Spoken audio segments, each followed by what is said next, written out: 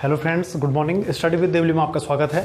आज की वीडियो में फ्रेंड्स हम बात करेंगे जो मैं हिंदी भाषा का विकास आपको पढ़ा रहा था, उसमें एक वीडियो में आपके सामने लेकर आया हूँ आज। ठीक है, तो उत्तराखंड समूह परीक्षा की दृष्टि से काफ़ी इंपॉर्टेंट रहेगा, तो आप इसको देखिए। मैंने आपको पिछली वीडियो में आपने देखी नहीं है तो आप डिस्क्रिप्शन बॉक्स में लिंक दे रहा हूँ, आप उसको देखिए, आप उसको क्लिक कीजिए और उसको देख के इसको आप देखिए। ठीक है, वरना आपके समझ में कम आएगा। ठीक है, तो हिंदी भाषा का विकास में प्राचीन हिंदी, मध्यकालीन और आधुनिक हिंदी मैंने बताई थी। ठीक है, प्राचीन में संस्कृत के बारे में पढ़ते हैं, मध्यकालीन में ये प्राकृत भाषा, पाली भाषा, और आधुनिक में प्राचीन हिंदी, मध्यकालीन, आधुनिक हिंदी पढ़ते हैं। ठीक है, तो वैसे प्राचीन हिंदी में संस्कृत और वैदिक संस्कृत, लौकिक संस्कृत दो प्रकार के थे, उसमें इंपॉर्टेंट है नहीं उतना। मध्यकालीन में ठीक है, पाली आपको पता होना चाहिए, बौद्ध धर्म की भाषा थी या बौद्धों की भाषा थी।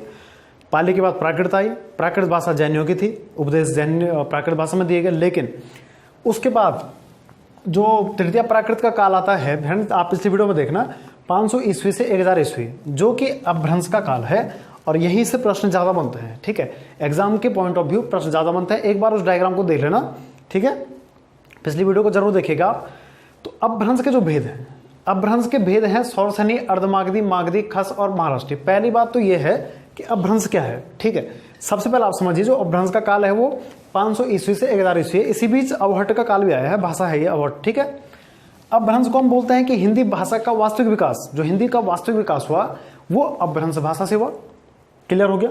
जबकि हिंदी की आदिजननी कौन थी? संस्कृत थी, तो वो तो काफी प्राचीन भाषा थी। लेकिन अपभ्रंश से हिंदी का वास्तविक विकास माना जाता है। और अपभ्रंश का अर्थ होता है फ्रेंड्स टूटी हुई या बिखरी हुई। ठीक है, तो टूटी फूटी भाषा को अपभ्रंश कहा गया। क्लियर है? ठीक है ना, अपभ्रंश का अर्थ है टूटना, तो अर्थ भी आपको पता होना चाहिए। 500 ईस्वी से 1000 ईस्वी के बीच अपभ्रंश भाषा का प्रयोग हुआ, अवहट्ट का भी प्रयोग हुआ। ठीक है, इस समय अपभ्रंश के लेखकों द्वारा काफी रचनाएं लिखी गई और काफी प्रसिद्ध भी हुई। ठीक है, तो आप इस चीज को समझिए, अपभ्रंश क्या है, पहली बात आप समझ गए। अपभ्रंश को हिंदी के व्याकरणविदों ने, जो विद्वान हैं, उन्होंने अपभ्रंश को संधिकालीन भाषा कहा है। ठीक है, क्यों कहा है, इसके पीछे क्या कारण हो सकता है, तो आप समझिए। संधि का अर्थ जोड़ना। ठीक है, अपभ्रंश ने क्या किया, अपभ्रंश ने एक काम किया, मध्यकालीन हिंदी, ठीक है, जिसको हम हिंदी नहीं कह रहे हैं, आर्य भाषा कहते थे, और आधुनिक भारतीय आर्य भाषा के बीच एक कड़ी का काम किया। ठीक है, एक कड़ी का काम किया, क्योंकि सबसे पहले प्राचीन आर्य भाषा आई, फिर मध्यकालीन आई, फिर आधुनिक आई, और मध्यकालीन का जो अंतिम भाग था वो था अपभ्रंश। ठीक है, आप डायग्राम में देख लेना। और आधुनिक का शुरुआती पार्ट था प्राचीन हिंदी। ठीक है, जो कि इसके बीच का उन्होंने काम किया। ठीक है ना, आप एक बार डायग्राम से देख लेना, आपको क्लियर हो जाएगा। इसलिए आप याद रखो, चंद्रधर शर्मा गुलेरी एक हिंदी के प्रसिद्ध कवि हुए हैं। चंद्रधर शर्मा गुलेरी ने अपभ्रंश को प्राचीन हिंदी भी कहा है। ठीक है, क्लियर हो गया। जबकि प्राचीन हिंदी कब आती है? आधुनिक हिंदी के शुरुआती दौर में। ठीक है, लगभग 1100 ईस्वी या 1000 ईस्वी के बाद। ठीक है, इसके बाद प्राचीन हिंदी का काल शुरू है। क्लियर है आपको? ठीक है, तो प्राचीन हिंदी अपभ्रंश को किसने कहा? नाम याद रखेंगे आप, चंद्रधर शर्मा गुलेरी। आप इतना फैक्ट पहले अपभ्रंश का आप याद रखिए, ये एग्जाम में पूछा जाता है। ठीक है, आप इस चीज को समझ गए। आप इस डायग्राम को मत देखिए, पहले आप केवल अपभ्रंश को समझिए। ठीक है, तो अपभ्रंश हम समझ गए। ठीक है, कि उसका काल क्या है। ठीक है, अब एक बात याद रखिए कि इसमें उपनाम दिए गए, कुछ उपनाम पूछ देता कभी, तो अपभ्रंश से संबंधित जो क्वेश्चन आएंगे वो यहीं से आना चाहिए। तो अपभ्रंश का पाणिनि, ठीक है, याद रखो आप, अपभ्रंश का पाणिनि आप लिखते भी रहेंगे साथ साथ। एक क्वेश्चन ये बनता है। ठीक है फ्रेंड्स, दूसरा आप लिख लेंगे फ्रेंड्स अपभ्रंश का वाल्मीकि, दोनों अलग हैं, अपभ्रंश का वाल्मीकि। ठीक है फ्रेंड्स, और तीसरा आप लिख लेंगे हिंदी का पाणिनि। ठीक है, हिंदी का पाणिनि, तो ये तो हिंदी की बात है, बात की बात ये है फ्रेंड्स। ठीक है, ये तीनों कवियों के नाम है अलग अलग। ठीक है, अपभ्रंश का पाणिनि, अपभ्रंश का वाल्मीकि, और हिंदी का पाणिनि किसे कहते हैं, तो ये एग्जाम में पूछ सकता है आपको। इस तीनों को आप एक साल लिखिए, तो लिखिए आप साथ साथ में अपभ्रंश का पाणिनि। ठीक है, अपभ्रंश का पाणिनि आएगा तो आप करेंगे फ्रेंड्स हेमचंद्र। ठीक है, हेमचंद्र एक प्रसिद्ध हिंदी के लेखक हुए हैं, उनका नाम भी मैं लिख देता हूं। ठीक है, तो अपभ्रंश का पाणिनि कहते हैं फ्रेंड्स किसे? हेमचंद्र को। क्यों कहते हैं अभी डिस्कस करता हूं। अपभ्रंश का वाल्मीकि कहते हैं स्वयंभू को, ये लूसेंट में पढ़ा होगा आपने। ठीक है, लेकिन ये नहीं पढ़ा होगा लूसेंट में। ठीक है, अपभ्रंश का पाणिनि, हिंदी का पाणिनि। ठीक है, तो हिंदी का पाणिनि भी आप लिख देंगे फ्रेंड्स किशोरीदास वाजपेयी, ठीक है, किशोरीदास वाजपेयी, ठीक है। ये तीनों फ्रेंड्स एग्जाम में पूछे गए हैं, इंपॉर्टेंट, ठीक है। स्वयंभू वाला भी आता है वैसे, लेकिन अपभ्रंश का पाणिनि जो हेमचंद्र मैंने पहले लिखा हुआ है, ये कौन है, ठीक है। अपभ्रंश का पाणिनि हेमचंद्र को कहते हैं क्योंकि इन्होंने एक किताब लिखी है शब्दानुशासन, ठीक है। किन्होंने? हेमचंद्र ने। एक किताब का नाम लिख दो आप, शब्दानुशासन, शब्दानुशासन, ठीक है, ये किताब लिखी है। और इसको अपभ्रंश का व्याकरण भी कहते हैं, ठीक है। आपको पता होना चाहिए कि किसी भी भाषा का अपना व्याकरण होता है, ठीक है। बिना व्याकरण के भाषा का ज्ञान अधूरा है, ठीक है। आप समझ गए ना। जिस प्रकार मनुष्य का आधार क्या है, उसका कंकाल तंत्र बोलते हैं, ठीक है, एक बेस बनाता है कंकाल तंत्र, उसी प्रकार किसी भाषा की आधारभूत इकाई क्या है, उसका व्याकरण होता है, ठीक। किसी भाषा का आधार क्या है, व्याकरण है, बिना व्याकरण के भाषा नहीं है। तो इसीलिए शब्दानुशासन इन्होंने लिखी, इसीलिए इनको अपभ्रंश का पाणिनि कहते हैं, ठीक है। जिस प्रकार संस्कृत का बड़ा व्याकरण किसने लिखा, अष्टाध्यायी नाम से महर्षि पाणिनि लिखा हुआ है, ठीक है, 8 अध्याय उसमें है। उसी प्रकार आप कंपैरिजन कर रहे हैं, इसका हेमचंद का कंपैरिजन पाणिनि से कर रहे हैं। क्लियर हो गया आपको, ठीक है। अगला देखिए फ्रेंड्स, आराम से समझिए, जल्दीबाजी ना करें, ठीक है। अपभ्रंश का वाल्मीकि, ठीक है। अपभ्रंश का जो वाल्मीकि कहा गया है वो कहते हैं स्वयंभू, ठीक है। स्वयंभू, स्वयंभू का अर्थ होता है वैसे जो स्वयं उत्पन्न हो, ठीक है ना, स्वयंभू, ठीक है। इन्होंने एक रचना लिखी हुई है पौंचर्यु, पौंचर्यु, ठीक है। वैसे ही अपभ्रंश का शब्द है। पौंचर्यु को, ये जो ग्रंथ है फ्रेंड्स, ये ग्रंथ जो है ये लिखा हुआ स्वयंभू ने, ठीक है। इस ग्रंथ को अपभ्रंश का रामायण भी कहा जाता है। किसको? इसको। क्यों कह रहे हैं अपभ्रंश का रामायण? क्योंकि फ्रेंड जिस प्रकार रामायण में राम जी के चरित्र या राम जी के बारे में है, उसी प्रकार पौंचर्यु में स्वयंभू ने किसके बारे में लिखा हुआ है, राम जी के बारे में लिखा, उनके चरित्र के बारे में दर्शाया गया है। और इसलिए स्वयंभू की तुलना किससे हो रही फ्रेंड्स, रामायण के वाल्मीकि से की जाती है। क्लियर हो गया आपको, ठीक है। तो आपके अंदर भी ये कंफ्यूजन क्लियर हो गया होगा कि अपभ्रंश का वाल्मीकि हम किसे कहते हैं, ठीक है। तो उम्मीद है फ्रेंड्स आप समझ रहे होंगे इसको। तो पौंचर्यु क्या है, एक ग्रंथ है, ठीक है। इस चीज को आप समझ गए। तीसरा मैंने लिखा है हिंदी का पाणिनि, तो आप इसको याद रखिए किशोरीदास वाजपेयी, ठीक है। हिंदी का जो हिंदी के प्रसिद्ध जो लेखक हुए हैं, लेखक या कवि या व्याकरणविद, काफी विद्वान किशोरीदास वाजपेयी ने हिंदी पर काफी शोध किया, ठीक है। और उसका एक व्याकरण संस्कृत से तैयार किया, ठीक है। आप इन तीनों को नोट कर लीजिए, एग्जाम में ये आपकी हेल्प करेंगे, ठीक है।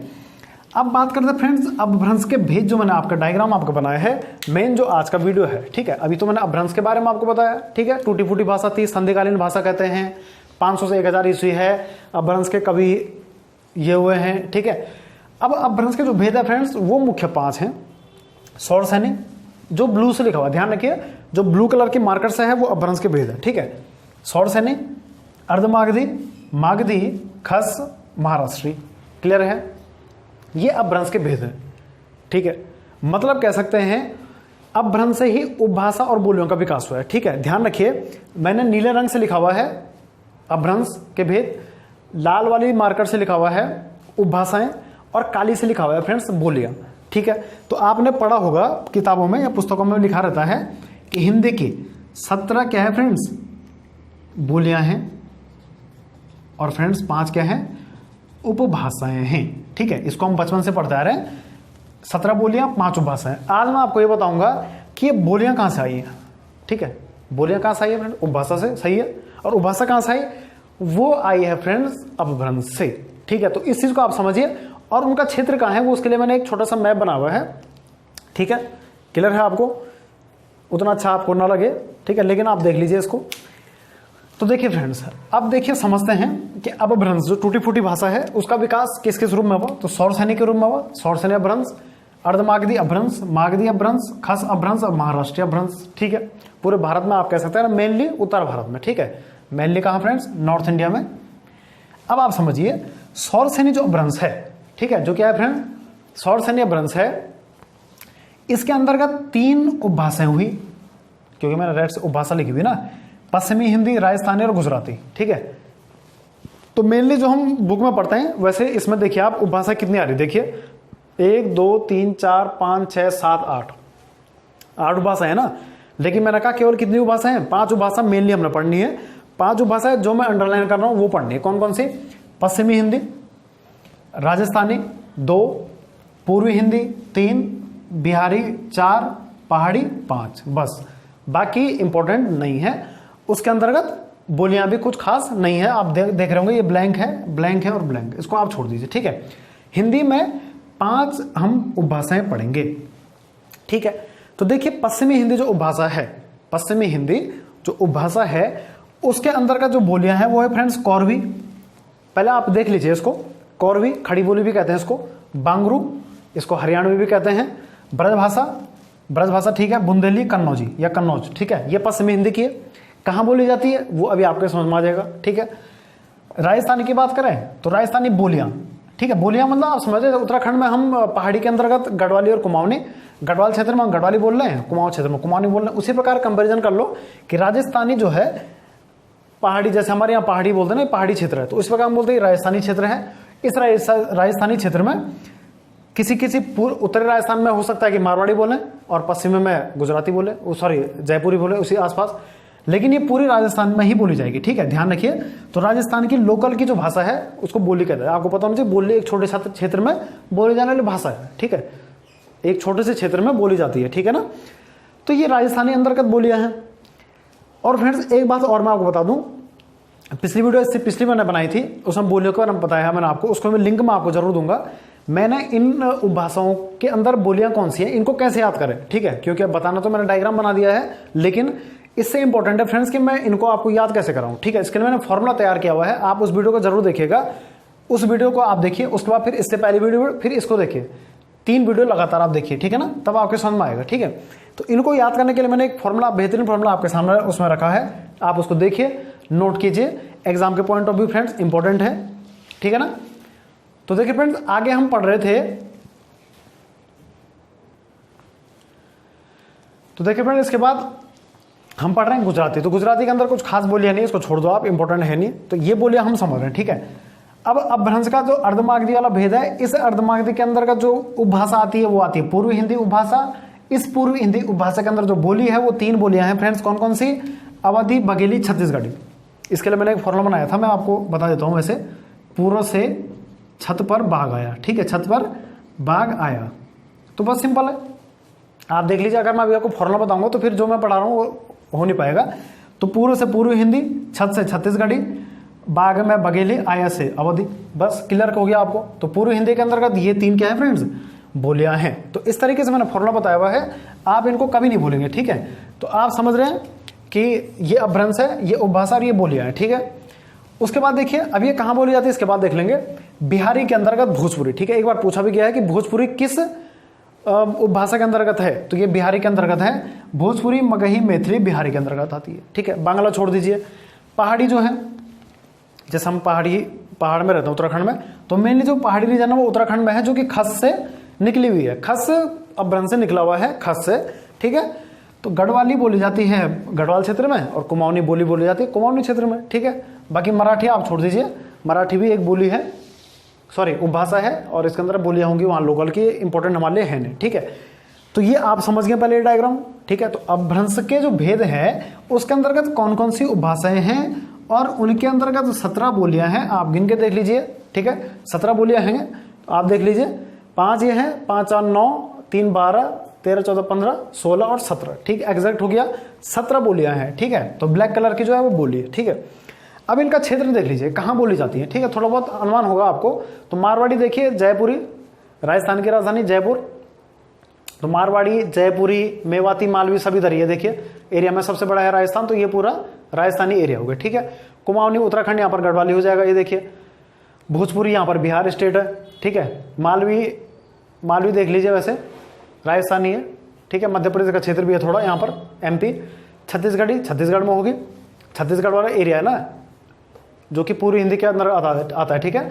मगही मैथिली का है बिहारी में, जो कि बिहार राज्य है यहाँ पर, ठीक है। इस प्रकार अनुमान से मोटा मोटा मैंने आपको बता दिया, आप इसको देख लीजिएगा, ठीक है, कहाँ बोली जाती है, एक अनुमान आपको हो गया, ठीक है। रटेंगे नहीं फ्रेंड्स, ठीक है, क्योंकि ध्यान रखिए आयोग के एग्जाम में काफी विस्तृत या डीप हिंदी उसको पूछी जा रही है, ठीक है, क्योंकि थोड़ा बहुत आपको जानकारी होनी चाहिए, ठीक है ना। केवल इतना पढ़ के नहीं होगा कि पूर्वी हिंदी के अंदर कौन सी बोलियां हैं, ठीक है, इतना पता होना चाहिए पूर्वी हिंदी किस अपभ्रंश के अंतर्गत आता है, अर्धमागधी के अंदर आता है फ्रेंड्स, ठीक है। क्लियर हो गया, ठीक है। एक बार इसका स्क्रीनशॉट आप ले लीजिए, मैं हट जाता हूं, ठीक है। तो आप समझ गए होंगे फ्रेंड्स कि हमने अब अपभ्रंश के अंदर क्या क्या पढ़ा, ठीक है ना, और क्या क्या इसमें पढ़ना है, एग्जाम के पॉइंट ऑफ व्यू इंपॉर्टेंट है, ठीक है। इनको आप देख लीजिए, इसके लिए फॉर्मूला मैंने याद आपको करा रखा है, ठीक है। बाकी जिसके वस्तुनिष्ठ प्रश्न है वो मैं आगे आगे कराते रहेंगे। अभी मैंने आपको प्रश्न बताए थे कि अपभ्रंश का वाल्मीकि इनके नाम क्या क्या हैं, ठीक है। संधिकालीन भाषा इनको बोला जाता है। शब्दानुशासन किसने लिखा, हेमचंद ने लिखा है, ठीक है। एग्जाम के पॉइंट ऑफ व्यू इंपॉर्टेंट है। पौंग सरयू किसने लिखा है, स्वयंभू ने लिखा है, ये पूछा जाता है फ्रेंड्स, ठीक है। तो उम्मीद है आपको ये क्लियर हो गया होगा। इसके बाद जो वीडियो होगी, ठीक है, इसके बाद की जो वीडियो होगी वो प्राचीन हिंदी मध्यकालीन आधुनिक हिंदी के विकास पे होगी, ठीक है। जो कि आधुनिक हिंदी आर्य भाषा जो आधुनिक हिंदी है उसमें क्या क्या किस प्रकार विकास हुआ उसको हम पढ़ेंगे, ठीक है, ठीक है ना फ्रेंड्स। उसके बाद हम राष्ट्रभाषा के रूप में हिंदी का विकास कैसे हुआ या स्वतंत्रता के बाद कैसे हुआ उसको हम पढ़ेंगे। इसके बाद मैं इसके वस्तुनिष्ठ प्रश्न आपके सामने लेके आऊंगा, ठीक है। तो उम्मीद है फ्रेंड्स आपको ये वीडियो पसंद आया होगा। इसे लाइक शेयर एंड सब्सक्राइब कीजिए, अधिक से अधिक दोस्तों में शेयर कीजिए। पिछली वीडियो आपने देखी नहीं है शायद, आप उसको देखिए। उम्मीद है आपको ये पसंद आई होगी। Thank you.